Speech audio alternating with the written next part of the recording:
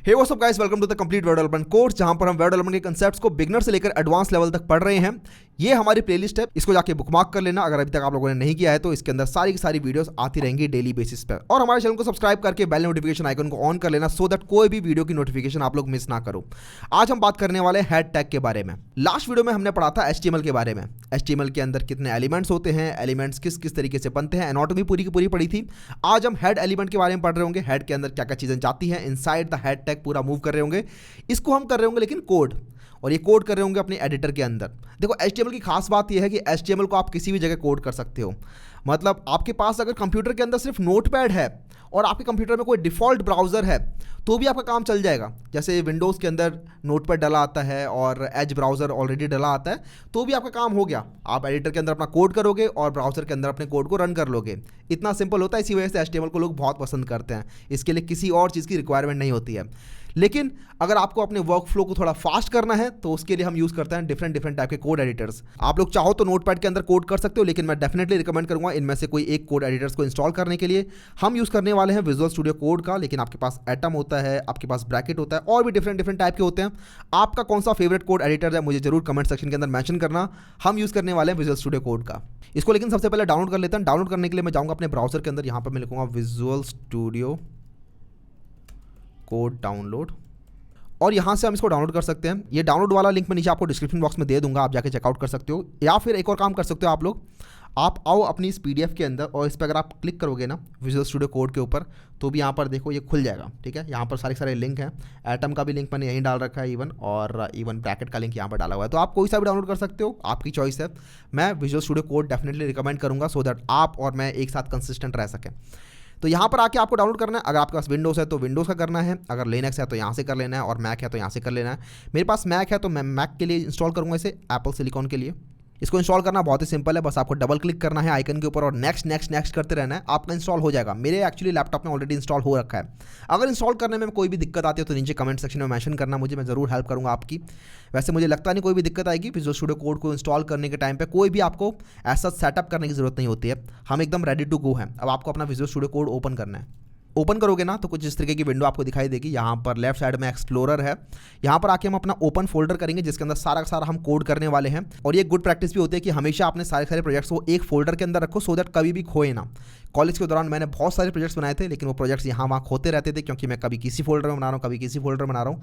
तो अपना एक फोल्डर चूज़ कर लो। अगर आप विंडोज़ के अंदर हो तो अपना D ड्राइव के अंदर जाके एक फोल्डर बना लो कि ये मेरा प्रोजेक्ट्स नाम का फोल्डर है, इसके अंदर मेरे वेब डेवलपमेंट प्रोजेक्ट्स हैं और उसके अंदर मेरे सारे वेब डेवलपमेंट के प्रोजेक्ट्स ही होंगे।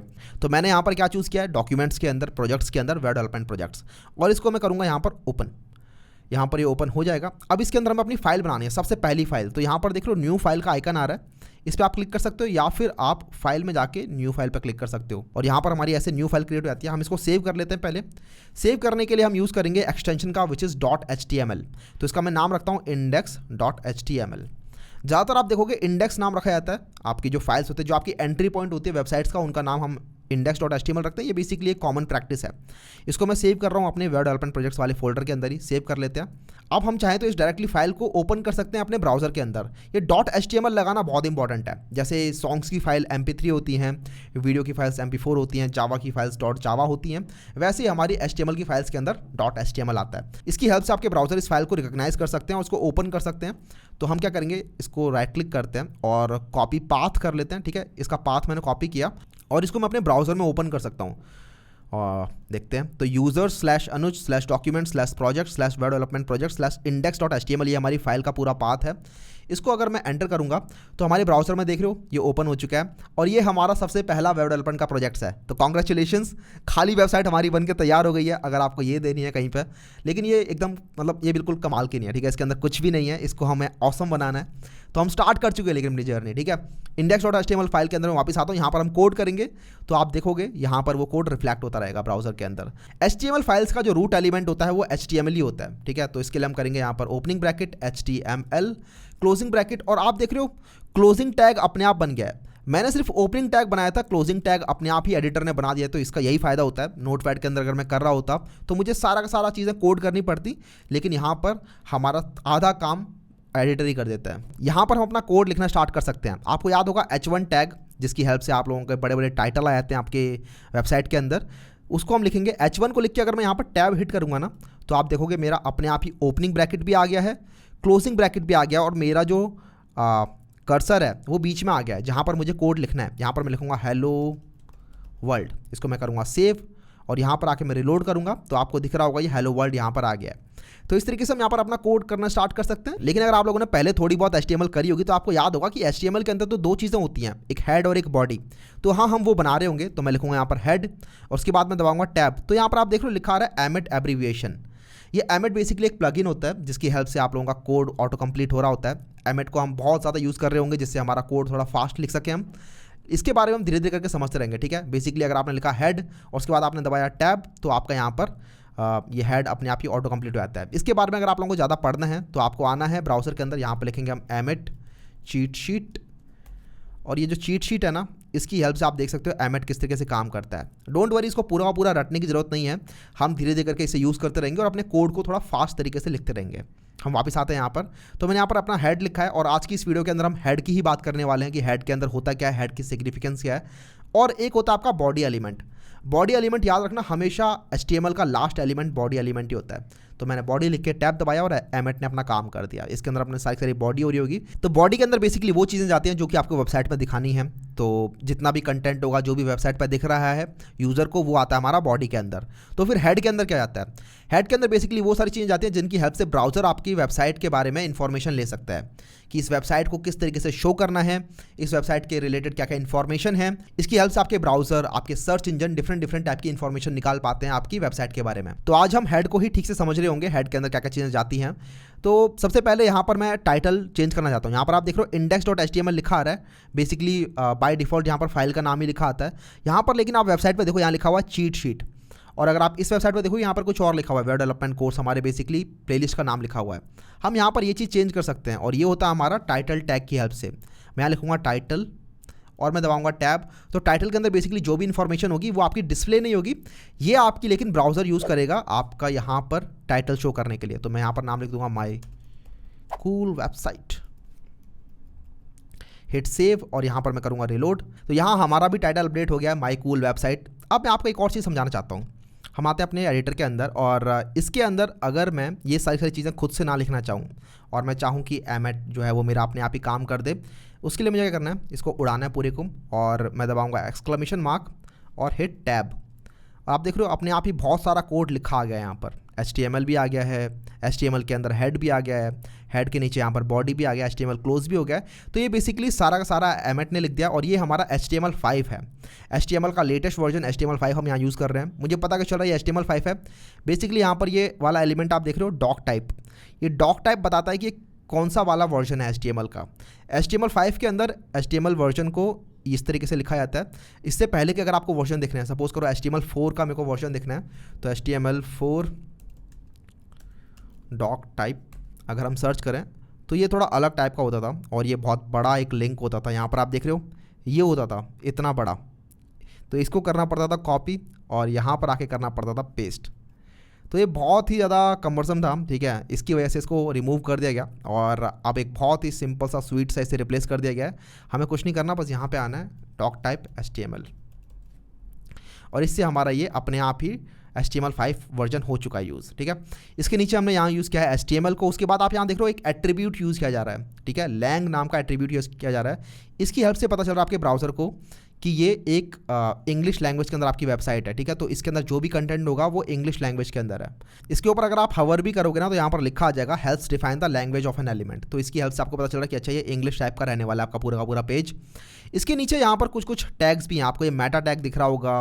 एक्चुअली 3 मेटा टैग्स यहाँ पर लिखे हुए हैं और ये हमारा टाइटल लिखा हुआ है। इस टाइटल को अपडेट कर देते हैं। अभी फिलहाल यहाँ पर टाइटल में डॉक्यूमेंट लिखा रहा है। अगर मैं इसे सेव करके यहाँ पर रिलोड करूँगा तो आप देखोगे कि यहाँ पर डॉक्यूमेंट हो गया ये चेंज, राइट। इसको हम चेंज कर देते हैं अगेन माई कूल वेबसाइट से। अगर यहाँ पर कन्फ्यूजन हो रही है कि भैया ये सब क्या लिख दिया, तो एक्चुअली यार ये सब ना वन टाइम लिखना होता है आपको, आप बार बार रिपीट नहीं कर रहे होते। एक पेज के अंदर आपको ये एक बार लिखना ही होता है और इससे डिफरेंट चीज़ें पता चल रही हैं आपके ब्राउज़र को आपकी वेबसाइट के बारे में।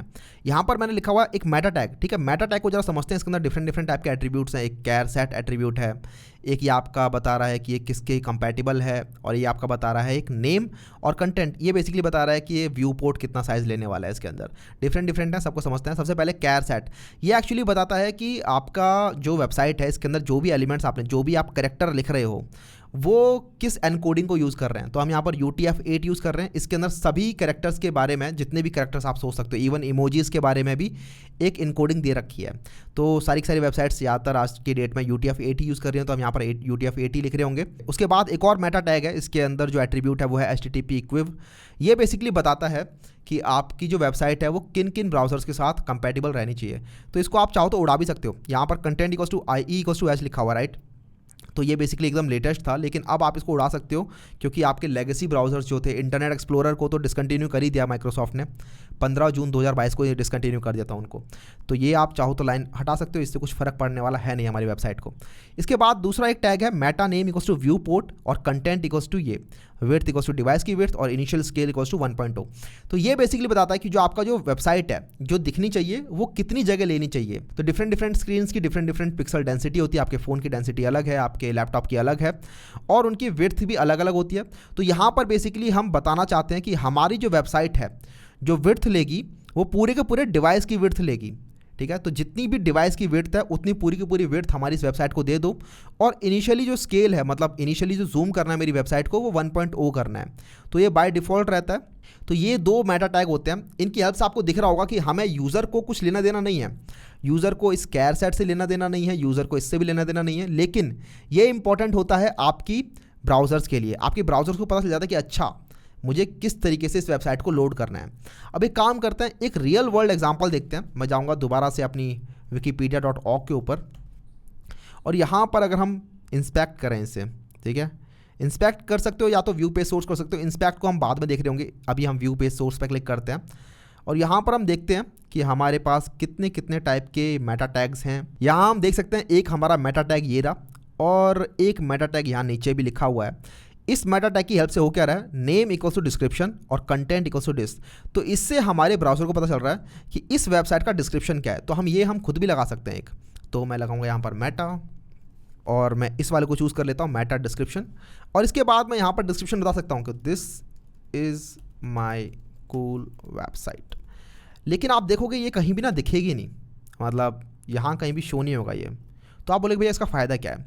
इसका फ़ायदा तब है जब आप इस वेबसाइट को डिप्लॉय कर दोगे तो आपके जो सर्च इंजन होते हैं, जैसे कि आपका गूगल हो गया, याहू हो गया, ये आपकी वेबसाइट के बारे में डिफरेंट डिफरेंट इन्फॉर्मेशन निकाल के लाते हैं।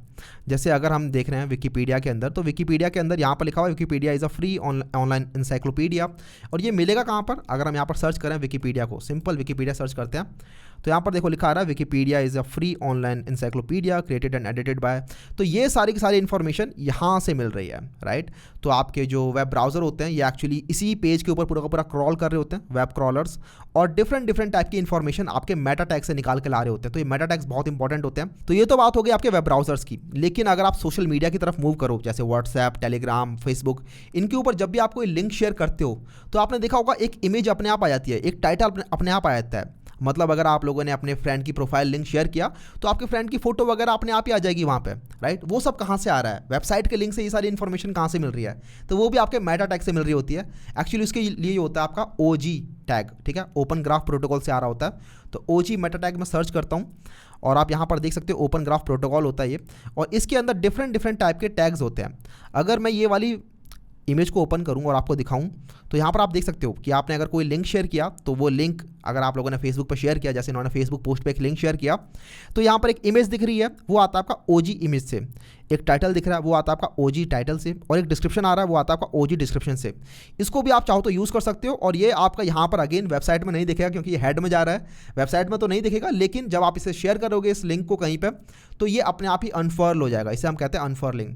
इसको अगर आपको देखना है तो हम यहाँ पर दिखा सकते हैं इसे W3 स्कूल्स के अंदर जाके। W3 स्कूल्स को मैंने ओपन किया और इसके पेज सोर्स में जाते हैं हम, और यहाँ पर हम देख सकते हैं कि ठीक है, यहाँ पर हमारे कुछ कुछ तो लगे हुए हैं पहले से, मेटा नेम डिस्क्रिप्शन वाला लगा हुआ है, तो ये बताएगा कि अच्छा इस वेबसाइट का डिस्क्रिप्शन क्या है। लेकिन OG इमेज, ये देख रहे हो OG इमेज, यहाँ पर कंटेंट है ये वाला। तो जब भी आप ये w3skills.com को किसी को भेजोगे व्हाट्सएप वगैरह पे, तो वहाँ पर आप देखोगे कि ये वाली इमेज अपने आप ही आपके लिंक के ऊपर आ जाएगी। इसको अगर हम ओपन करें तो ये वाली इमेज आ जाएगी आपके पास। मैं एक होमवर्क देता हूँ, आप लोग W3 Schools को अपने फ्रेंड्स को शेयर करके देखना। तो ये वाली तो इमेज आ जाएगी, इसके अलावा एक टाइटल होगा यहाँ पे, ये रहा वो title, W3 Schools free online web tutorial. ये वाला टाइटल भी अपने आप आ जाएगा और ये वाला डिस्क्रिप्शन भी अपने आप आ जाएगा। बात समझ में आ रही है? तो इस तरीके से हमारी मेटा प्रॉपर्टी होती है, मेटा टैग होते हैं, जिनकी हेल्प से आपको डिफरेंट इन्फॉर्मेशन देखने को मिलती है। तो ये हो गया आपका हेड, ठीक है। आज हमने बात की हेड के बारे में। हेड के अंदर डिफरेंट और भी चीज़ें आती हैं। मैं यहाँ पर OG टाइटल, OG इमेज की बात नहीं कर रहा हूँ, क्योंकि ये सब आप डिफरेंट प्रोडक्शन वेबसाइट के ऊपर यूज़ कर रहे होते हो। समझने के लिए आपको समझ में आ गया है कि अच्छा, मैं इस तरीके से चाहूँ तो अगर मैं यहाँ पर इसे कॉपी कर दूँ तो मेरी वेबसाइट के अंदर भी ये वाली मेटा प्रॉपर्टी अब आ जाएगी, राइट। लेकिन ये कोई खास ज़रूरत नहीं है, मतलब इसके बिना ऐसा नहीं हो कि आपकी वेबसाइट काम ही नहीं करेगी। ये बस एक्स्ट्रा फंक्शनैलिटी देते हैं आपकी वेबसाइट को, राइट। इसके अलावा हेड के अंदर हम डिफरेंट चीज़ें और डाल रहे होंगे। जैसे अगर हमें अपनी स्टाइल शीट बनानी है तो स्टाइल शीट का रेफरेंस भी हम यहीं डाल रहे होंगे। हमें फेविकॉन डालना है तो फेविकॉन का भी रेफरेंस यहीं डाल रहे होंगे। वो सब हम देख रहे होंगे नेक्स्ट वीडियोज़ में। इसके बाद वाली वीडियो में लेकिन हम बात करेंगे बॉडी टैग के बारे में, कि बॉडी टैग के अंदर क्या क्या चीज़ें जाती हैं, आपके हेडर्स, आपके पैराग्राफ, इसके अलावा आप फॉर्मेटिंग किस तरीके से करते हो टेक्स्ट की HTML के अंदर, वो सब हम देख रहे होंगे नेक्स्ट वीडियो के अंदर।